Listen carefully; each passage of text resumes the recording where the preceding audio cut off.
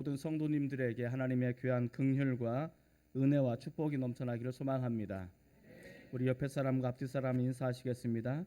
하나님의 축복이 당신에게 있을 것입니다.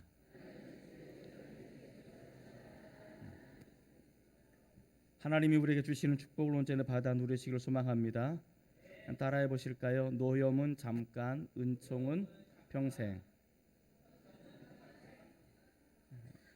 승질이 참 급하시네요. 다시 한번 따라하겠습니다. 노염은 잠깐, 은총은 평생.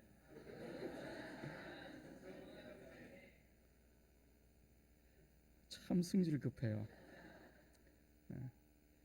해롤드 쿠시너라는 사람은 이런 책을 썼습니다. 왜 착한 사람에게 나쁜 일이 일어날까? 이 책을 쓰게 된 배경은 그의 아들이 있었는데 그의 아들이 어린 시절에 조루증에 걸리게 됐습니다. 이 조루증에 걸리면 일찍 늙어가고 재수명을 다 살지 못하고 어린 시절에 죽음을 맞이하는 그런 병이 있습니다. 이 쿠시너라는 사람은 유대 랍비였는데 나름대로 열심히 하나님을 섬기고 사랑하고 신실하게 살아간다라고 스스로 자부했던 사람 중에 하나였습니다. 그런데 그런 삶 속에서 자신의 아들이 조루증으로 인해서 그렇게 급격하게 늙고 죽어가는 그 과정을 지켜보는 아픔을 겪어야 했고 그 아픔을 통해서 하나님 앞에 따지기 시작합니다. 왜 나에게 이러한 일들이 일어나게 되어야 되는가?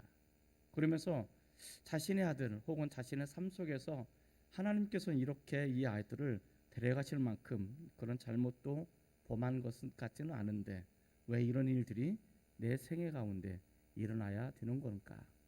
그러면서 욥기를 중심으로 왜 착한 사람들은 이런 나쁜 일이 일어나게 되는가에 대해서 묵상하는 책을 써내게 되었습니다.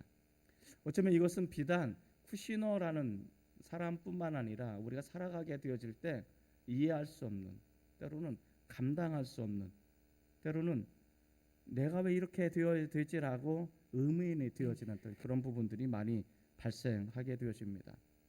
암에 걸리기도 하고 사랑하는 사람과 이별하기도 하고 때로는 경제적인 그런 것이 한 번에 무너짐으로 인해서 모든 것들을 다 내려놓고 단칸방에 내몰리는 인생으로 살아가는 경우가 왕왕 있게 되어지는 것이죠. 이런 상황 속에서 왜 일들이 나에게 일어나야 되는가라고 사람들은 생각하게 되고 이 마지막 이 생각을 통해서 하나님 앞에 나가서 하나님 앞에 사투를 벌이듯이 그렇게 우리는 하나님께 따지기도 합니다. 저 개인적으로도 고등학교 때 꽃샘추위가 한참 진행이 될 때 눈이 내리고 진눈깨비가 내리고 바닥이 얼어붙었던 때가 있었습니다. 그때 저희 어머니께서 교통사고로 돌아가셨습니다. 그리고 몇 개월 뒤에 또 저희 아버님이 지병으로 돌아가셨습니다. 저는 그 순간 이해할 수가 없었습니다. 하나님은 나를 사랑하신다라고 말씀을 하셨는데 내가 너를 사랑한다라고 내가 그것을 알고 열심히 하나님을 섬기고 있었는데 왜 이런 일들이 내게 일어나는 것일까? 저는 도무지 이해가 되지 않았습니다. 그래서 하나님께 따지기 시작했습니다. 하나님 왜 이런 일들이 일어납니까? Why me? 왜 나여야 됩니까? 왜 내게 그런 일들이 일어나야 됩니까? 라고 따지기 시작했습니다. 이 양반이 분리할 때는 어떤 반응을 보이는지 아십니까? 이 양반이 분리할 때는 아무런 대답을 안 하세요. 묵묵부답해요. 아무리 따져도 대답이 들려지지 않아요. 한 말씀만 하시면 내가 어찌하든지 뭘 하겠는데 한 말씀도 안 하세요. 끝까지 침묵을 지키셔요. 그 고통의 과정이 쭉 지나가게 됩니다. 참으로 아이러니한 것은 그 고통의 과정을 통해서 제가 하나님 앞에 헌신하게 되었습니다. 하나님, 제가 주님을 위해서 제 인생을 온전히 드리겠습니다. 어떻게 보면 이해가 되지 않고 어떻게 보면 참 알 수 없는 어떤 그런 부분임에도 불구하고 그런 상황으로 나가게 되었습니다. 오늘 이 시인은 우리에게 그것을 이야기해 주고 있습니다. 이 시인은 죽을 병에 걸렸습니다. 그리고 죽음이 자신에게 다가오게 되어집니다. 임박하게 되어집니다. 왜 나에게 이런 일들이 일어나가야 되는가? 그 죽음의 문턱에서 이 시인은 그 이유를 따져 묻기 시작합니다. 왜 나에게 이런 일들이 일어나게 됩니까? 30편 1절에 보면 이렇게 기록하고 있습니다. 한번 같이 읽어볼까요? 자, 시작. 여호와여 내가 주를 높일 것은 주께서 나를 끌어내사 내 원수로 하여금으로 나로 말미암아 기뻐하지 못하게 하심이니이다. 이 이야기는 이 시인이 그 죽음의 골짜기, 죽음의 질병 가운데 조금 있으면 이제 언제 죽어도 뭐 전혀 뭐라고 할 수 없을 만큼 그 죽음의 임박함 속에서 이 시인이 건짐을 받고 지금 그 회복을 받고 이것을 회고하면서 쓰는 거죠. 자신의 죽음이 임박하지자 많은 사람들이 자기를 떠났습니다.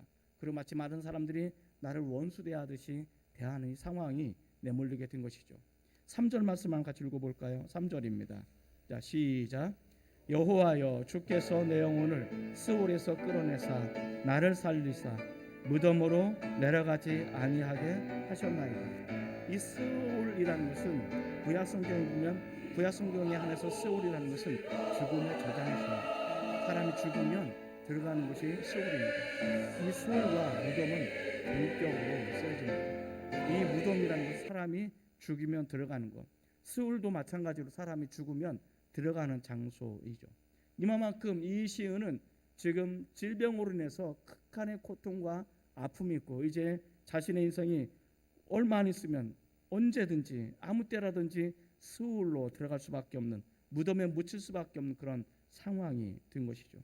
도대체 왜 이런 일들이 나에게 일어나야 되는 것일까?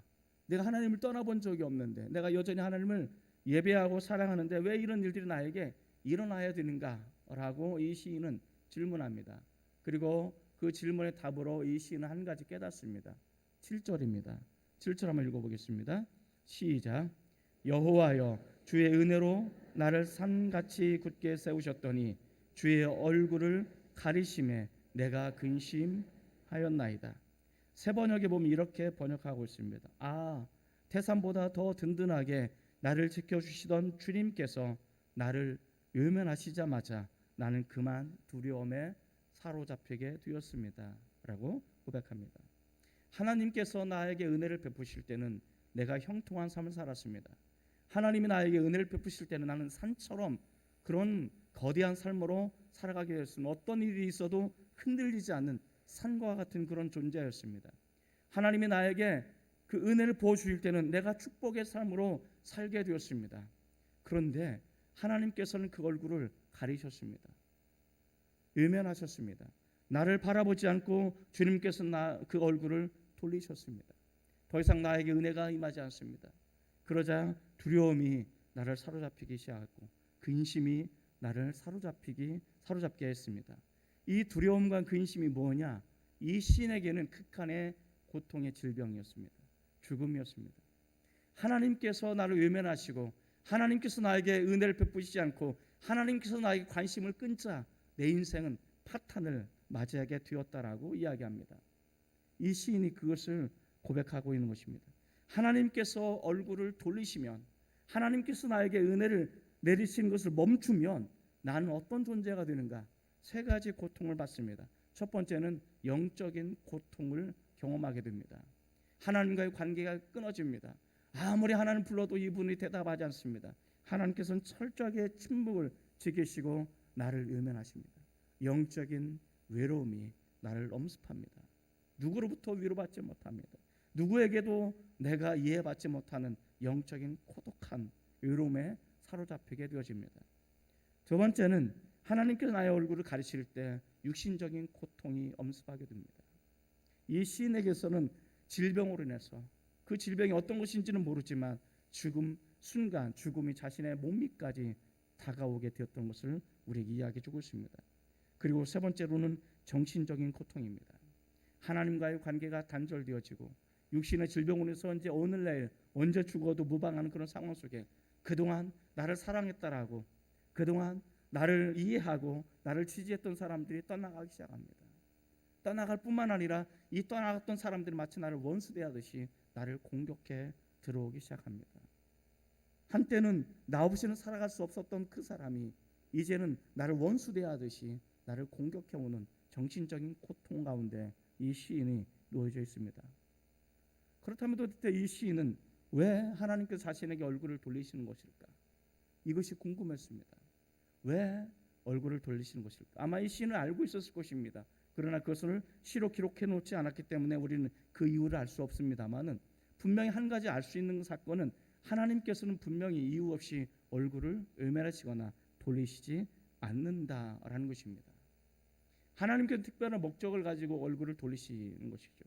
자, 한때는 하나님께서 우리를 축복하실 때, 이 신을 축복하시고 은혜를 내리실 때는 형통한 삶을 살았습니다. 남들이 부러워할 만큼의 그런 넉넉한 삶을 살게 되었습니다. 어떤 일이 있어도 견고한 흔들리지 않은 태산과 같은 그런 삶의 모습을 살아가기 시작했던 것이죠.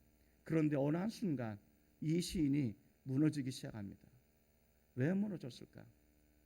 형통하고 하나님께서 주신 축복과 물질적인 넉넉함과 또 많은 다른 사람들이 부러워할 만큼이었던 그런 것을 살아갔을 때 이 시인이 어느 한순간 무너지는 것은 어떤 것일까? 죄를 범해서 그런 것일까? 그럴 수도 있습니다. 아니면 영적인 나태함, 영적인 매너리즘에 빠져서 그런 것일까? 그럴 수도 있습니다. 우리는 그러한 모습을 다윗의 인생 가운데 찾아볼 수 있습니다. 다윗이 광야로 쫓기는 10년 동안 철저하게 하나님을 경배했습니다. 하나님 없이는 살아갈 수 없다고 고백했습니다. 그래서 다윗을 하나님께서는 이스라엘 왕으로 삼으셨습니다. 통일 왕국으로 왕으로 세우셨습니다. 이제는 다윗의 대적자가 없습니다. 그럼에도 불구하고 여전히 전쟁은 일어납니다. 다윗은 이제 전쟁터에 나가지 않을 만큼 이스라엘은 강대한 나라가 되었습니다. 다윗은 이제 만인 지상의 어떤 가장 최고의 높은 자리에 올라서게 되었습니다. 여전히 전쟁은 일어나고 있지만 다윗은 서늘한 그늘 아래 침대에 낮잠을 퍼질러 잡니다.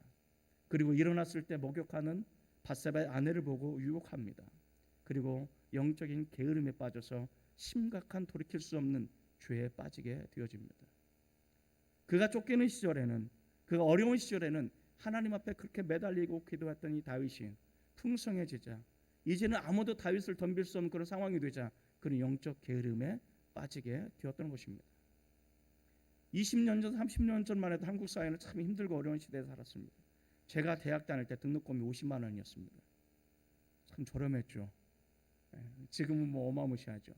그만큼 참 그러한 힘겹게 살아가는 그런 시절이 있었습니다. 하나님께서 우리를 축복해 주셨습니다. 물질이 넉넉해졌습니다. 우리는 이 축복을 가지고 어떻게 살았을까요? 넉넉한 이 삶의 모습을 가지고 우리는 어떻게 살았을까요? 하나님의 꿈, 예수님의 꿈을 이루면서 살았을까? 아니면 이 물질을 가지고 나를 위해서, 나의 영광을 위해서 우리는 그렇게 쓰고 있지는 않았을까? 그렇다고 해서 우리 예배자에 나오지 않은 것은 아닙니다. 여전히 예배 자리로 나오고 하나님께 예배하지만 우리가 진실되게 하나님을 찾고 하나님 앞에 매달리고 기도하면서 하나님과 깊은 관계를 맺으면서 우리는 가지고 살았는가? 아니면 내가 가지고 있는 이 물질을 가지고 우리는 나를 위한, 나만을 위한, 나의 영광을 위해서 살아가고 있지는 않았는가? 이것이 오늘날 한국 사회가 가지고 있는 딜레마였고 우리 교인들이 가지고 있는 어려움이었습니다. 하나님은 우리를 징계하시기로 작정하실 때가 종종 있습니다. 내 삶 가운데 고난을 허락하십니다. 우리 공동체 가운데 고난을 허락하십니다. 그리고 그 고난을 허락하신 이유가 뭘까? 오늘 시인에게 하나님께서 얼굴을 가리신 그 이유가 뭘까? 이 고난을 통해서 도대체 하나님께서는 이 시인과 저와 여러분들에게 무엇을 원하고 계실까? 이것을 우리는 묵상해 볼 필요가 있습니다. 우리는 각 개인마다, 가정마다 어려움이 없는 집이 없더라고요. 신방을 가면 우리는 기도 제목 없어요. 우리는 뭐든지 만사오케요. 이런 가정이 하나도 없더라는 거예요. 괜찮아 보이는 집안인데 아니에요. 다 문제가 있어요. 되게 아름다운 부부인 것 같은데 쇼인드 부부예요. 그만큼 문제가 없는 집이 없고 아픔이 없는 집이 없더라는 거예요. 그렇다면 우리는 그것을 허락하신 이유가 뭘까? 하나님께서는 그 과정을 통해서 우리가 바라시는 것이 무엇일까? 첫 번째, 하나님께서는 우리들의 애통을 바라십니다. 참 그 성경 말씀 한번 찾아서 읽겠습니다. 30장 2절입니다. 30장 2절. 자, 시작. 여호와 내 하나님이여, 내가 주께 부르짖음에 나를 꾸짖으셨나이다. 자, 8절 한 번 더 읽어볼까요? 8절입니다. 자, 시작. 여호와여, 내가 주께 부르짖고 여호와께 간구하기를. 여기 보면 여호와 내 하나님이여, 내가 주께 부르짖음에. 중요한 단어는 뭘까요? 부르짖음에다 밑줄을 그시기 바랍니다. 8절에 보면 여호와여 내가 주께 부르짖고의 밑줄을 그으시기 바랍니다. 이 성경에서 부르짖다라는 단어는 어떤 의미로 쓰이는가? 어렸을 때 아주 어렸을 때 시골에 자랐는데 시골에 한번 눈이 내리면 녹지를 않아요. 그래서 산자국에 보면 동물들 짐승들 잡을 때 그 발자국을 따라갑니다. 발자국에 올무를 놓습니다. 되게 이제 철사 같은 아주 단단한 끊어지지 않은 것을 올무를 놓는데 이 올무의 특징이 뭐냐면 짐승이 지나가다가 올무에 걸리면 그 올무에 걸린 짐승이 어떻게 해요? 벗어나려고 더 몸부림치는 거죠. 근데 이 몸부림치면 칠수록 이 올무의 특징이 뭐예요? 더 쪼여진다는 거예요. 이 올무가 쪼여질수록 처음에는 단단하게 올감했던 것이 이제는 어떻게 해요? 살갗을 파고 들어가요. 그러니까 아프니까 이 짐승 어떻게 해요? 더 난리치는 거죠. 더 난리치면 칠수록 이것은 나중에 어떻게 해요? 이 뼈까지 파고 들어가는 거예요. 이 뼈까지 파고 들어갈 때 이 짐승이 너무나 고통스러워서 내뱉는 그 한마디가 부르짖다라는 거예요. 그러니까 이 시인이 하나님께 부르짖었다라는 것은 그 질병 가운데 더 이상 참을 수 없어서 더 이상 어떻게 해볼 도리가 없어서 하나님의 이름을 부르면서 여호와께 부르짖었다라는 것은 자신의 피를 토하는 듯한 기도를 하나님 앞에 하고 있다는 것입니다. 이제는 더 이상 어찌해볼 도리가 없이 오직 하나님께만 희망을 두고 오직 그분에게만 내 모든 것을 두고 하나님을 찾듯이 그렇게 애달게 찾고 있다는 것입니다. 그것이 부르짖고 간구하다라는 것입니다. 이것이 바로 애통이라는 것입니다. 하나님 앞에 눈물을 흘리는 것입니다. 이것이 기도의 모습이라는 것을 우리 이야기해 주고 있습니다. 하나님께서는 이 기도를 어쩌면 기다리고 계셨는지도 모르겠습니다.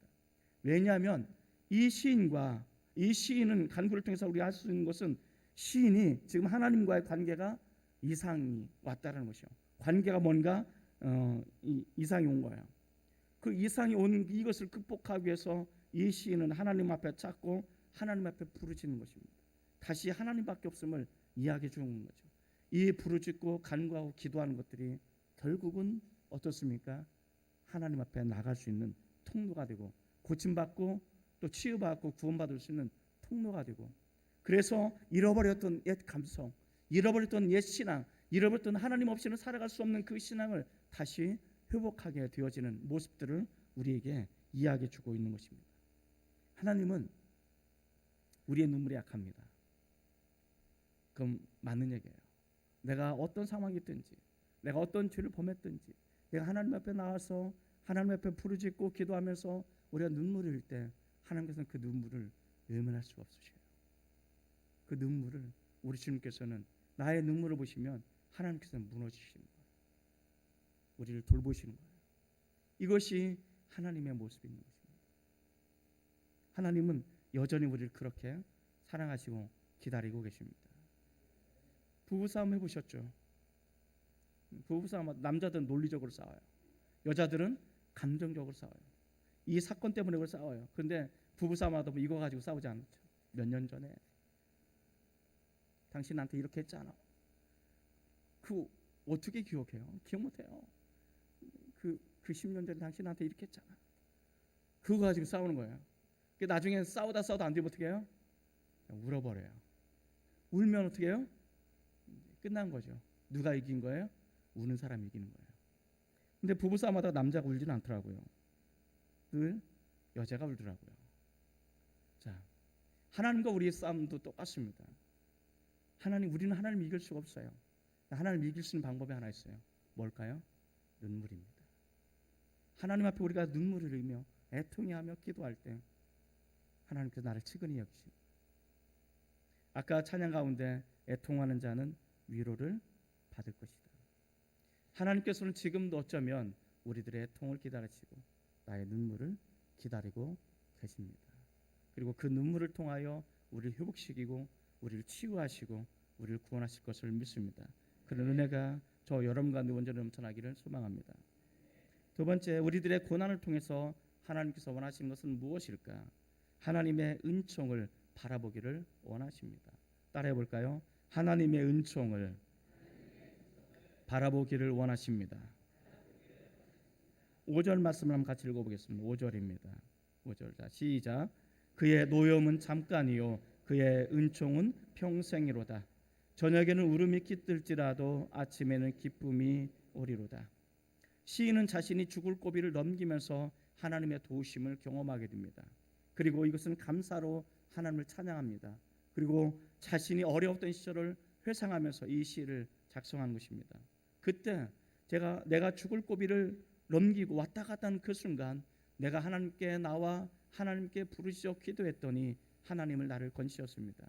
그때 깨달은 것이 무엇이냐? 하나님의 노여움은, 나를 향하신 노여움은 잠깐이지만 나에게 주시고자 하는 것은 평생의 은총이라는 것을 이야기해 주고 있습니다. 이것이 하나님의 마음입니다.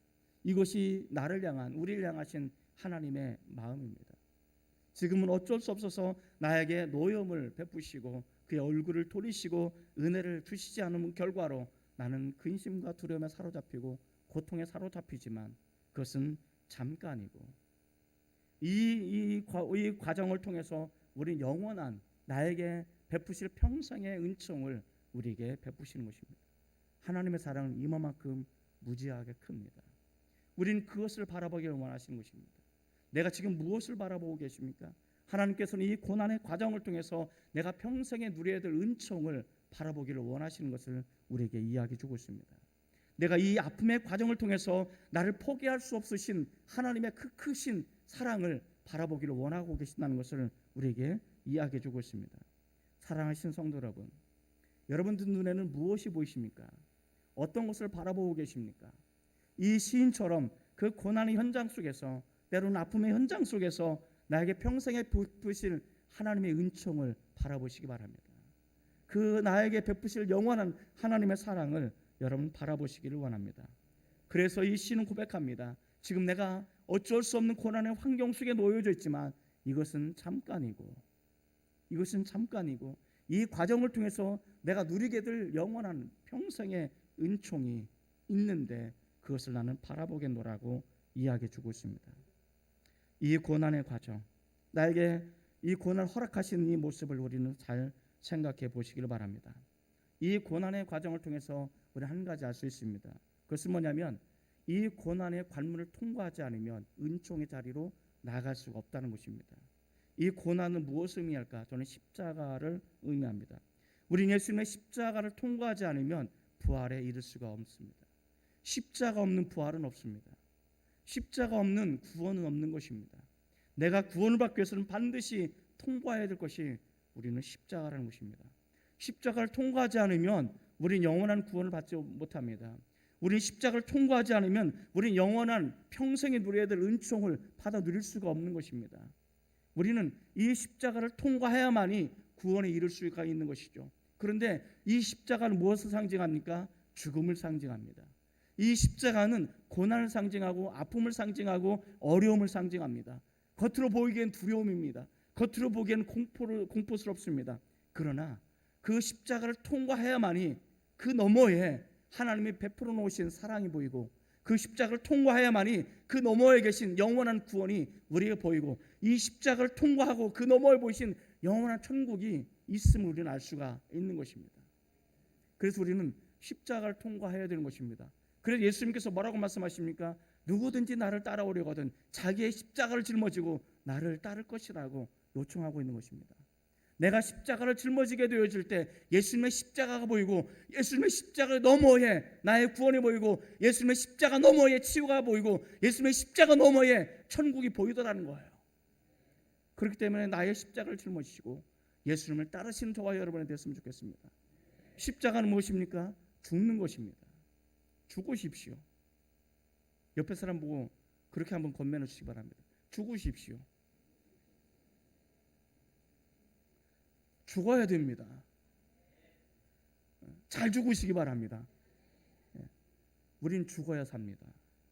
갈라디아서 2장 20절에 보면 뭐라고 말합니까? 내가 그리스도와 함께 십자가에 못 박혔나니 그런즉 내가 예수님과 함께 살아났다는 것입니다. 그런즉 이제 내가 사는 것은 나를 위해서 죽으신 예수 그리스도 그 아들 위해서 살아가는 것이라고 이야기해 주고 있습니다. 내가 예수님과 함께 십자가에 못 박혀 죽을 때 예수님과 함께 살아날 수가 있는 것입니다. 예배소서 2장에 보면 우리는 뭐합니까? 우리는 죄와 허물로 죽었던 우리라고 이야기합니다. 나는 예수님과 함께 십자가에 못 박혀 죽었다라고 이야기합니다. 그리고 예수님과 함께 다시 살아났다라고 이야기하는 것입니다. 내가 예수님과 십자가에 못 박히지 않으면 예수님과 살아날 수가 없는 것입니다. 내가 예수님의 십자가를 통과하지 않으면 우리는 구원을 맛볼 수가 없는 것입니다.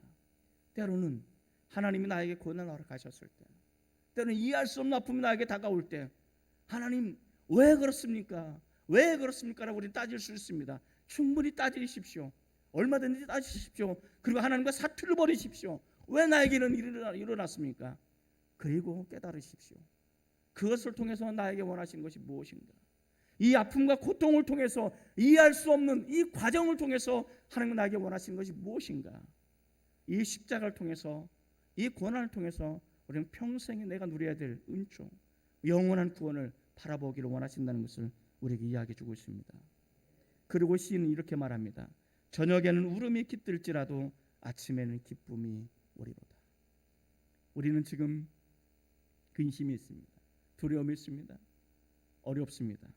그래서 밤에 잠을 자는데 잠이 오지 않아요. 어떤 이들은 눈물을 흘리면서 잠을 자요. 그렇게 지쳐서 잠을 자는데 아침에 일어날 때는 하나님이 나에게 기쁨을 가져다 주시더라는 거예요. 내 인생에 내일 뭐가 있겠어? 이 구질구질한 인생 이렇게 살아서 뭐 하겠어? 차라리 죽는 게 낫지 라고 생각하는 사람들이 의외로 많습니다.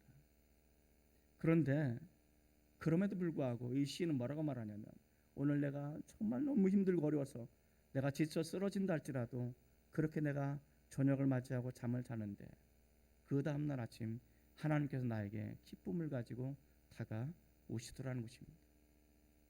이것이 은혜입니다. 하나님은 나에게 그런 기쁨을 주기를 원하십니다. 에레미야, 참으로 슬픔이 많은 에레미야 선지자를 생각해 보시기 바랍니다. 이 에레미야 선지자는 슬픔의 선지자입니다. 눈물의 선지자라고 이야기합니다. 사랑하는 사람들에게, 사랑하는 백성들에게 이스라엘이 망할 수밖에 없다라고 멸망을 선고하는 예언자입니다. 이게 쉽습니까? 어려워요.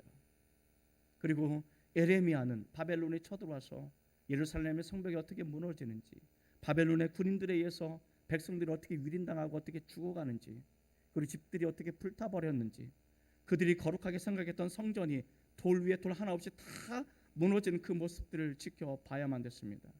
살아남은 사람들은 포승지를 묶여서 개처럼 끌려가는, 먼 타국으로 끌려가는 그 상황을 묵묵히 지켜봐야만 됐습니다. 예레미야는 견딜 수 없는 고통과 아픔이 그 안에 생겨나게 되었습니다. 한번 찾아서 읽어봅시다.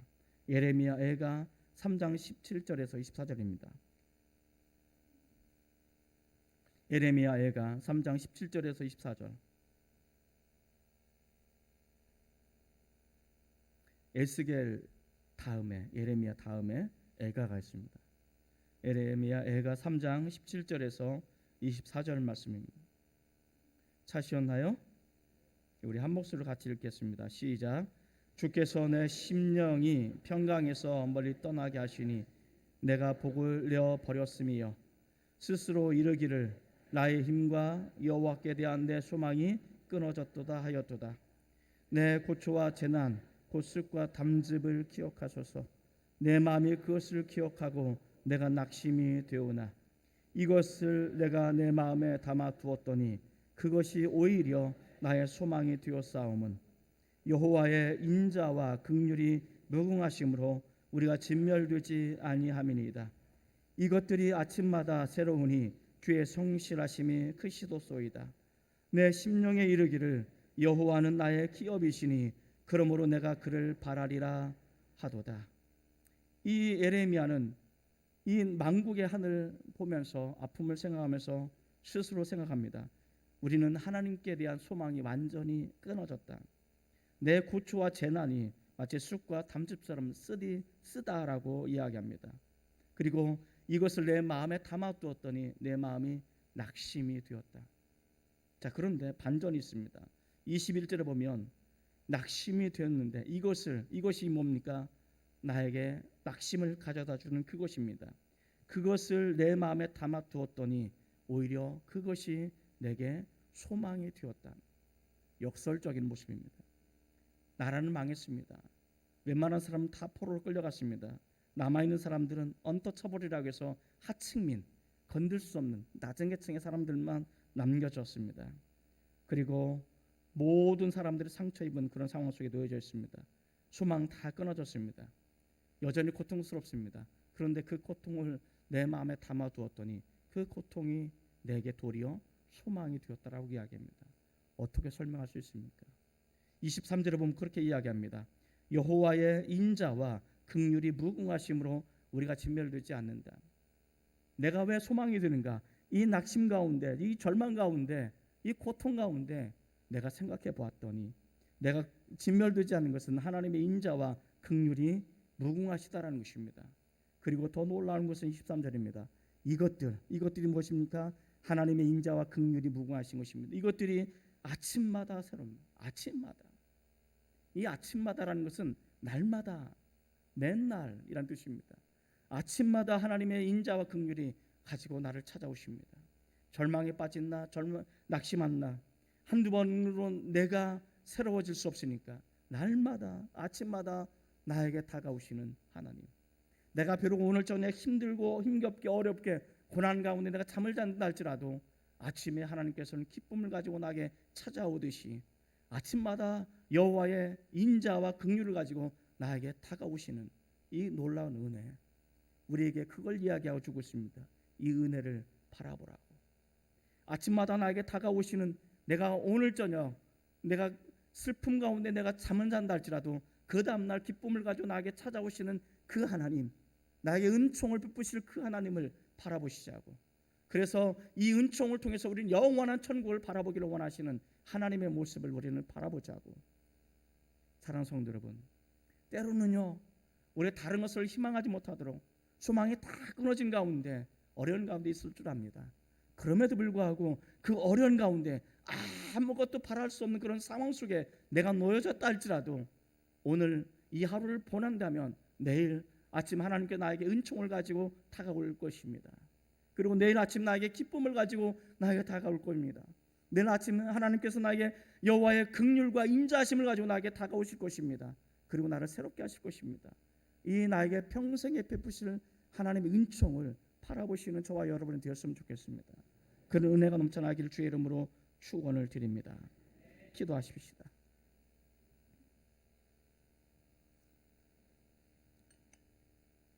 나의 하나님 아버지, 내가 바라보고 내가 기억해두고 내가 참으로 결단해둘 것이 무엇인지를 알게 하신 하나님, 오늘 이 예배를 통하여 오늘 이 말씀을 통하여 하나님의